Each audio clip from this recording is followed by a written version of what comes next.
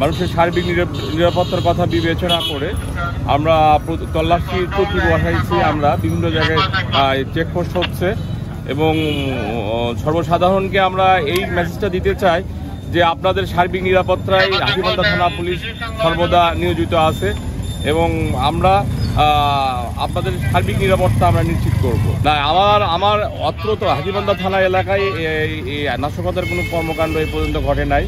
আমরা সবসময় সতর্ক দৃষ্টি রাখছি এবং আমাদের পুলিশ সর্বোচ্চ ভাবে তাদের পেশাদারিত্বের সাথে তারা কাজ করে যাচ্ছে।